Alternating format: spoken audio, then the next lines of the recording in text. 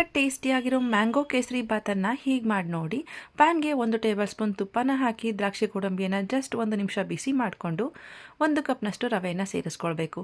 ಇಲ್ಲಿ ನಾನು 3/4 ಕಪ್ನಷ್ಟು ಚಿರೋಟಿ ರವೆ, 1/4 ಕಪ್ನಷ್ಟು ಮೀಡಿಯಮ್ ರವೆಯನ್ನು ಮಿಕ್ಸ್ ಮಾಡಿಕೊಂಡು ಸೇರಿಸ್ಕೊಂಡಿದ್ದೀನಿ. ಹಾಗೆ ಸ್ವಲ್ಪ ಕೇಸರಿ ದಳನ ಹಾಕ್ಕೊಂಡು ರವೆಯನ್ನು ಚೆನ್ನಾಗಿ ಹುರ್ಕೊಳ್ಬೇಕು. ಸ್ಟವನ್ನು ಲೋ ಟು ಮೀಡಿಯಂ ಫ್ಲೇಮಲ್ಲಿ ಇಟ್ಕೊಂಡು ಹುರಿದು ಈಗ 3 ಕಪ್ನಷ್ಟು ನೀರನ್ನು ಹಾಕ್ಕೊಳ್ಬೇಕು. ಸ್ವಲ್ಪ ನೀರನ್ನು ಮೊದಲಿಗೆ ಹಾಕಿ ಗಂಟಿಲದಾಗಿ ಚೆನ್ನಾಗಿ ಮಿಕ್ಸ್ ಮಾಡಿಕೊಟ್ಟು ಉಳಿದಿರೋ ನೀರನ್ನು ಹಾಕಿ ಚೆನ್ನಾಗಿ ಮಿಕ್ಸ್ ಮಾಡಿ ಕೊಡಬೇಕು. ಸ್ಟವನ್ನು ಈ ಟೈಮಲ್ಲಿ ಲೋ ಫ್ಲೇಮಲ್ಲಿ ಇಟ್ಕೊಂಡು ಚೆನ್ನಾಗಿ ಮಿಕ್ಸ್ ಮಾಡಿಕೊಟ್ಟು ಸಣ್ಣದಾಗಿ ಕಟ್ ಮಾಡಿಟ್ಕೊಂಡ್ರು 1 ಕಪ್ನಷ್ಟು ಮಾವಿನ ಹಣ್ಣನ್ನು ಹಾಕಿ ಚೆನ್ನಾಗಿ ರೀತಿ ಮಿಕ್ಸ್ ಮಾಡಿ ಕೊಡಬೇಕು.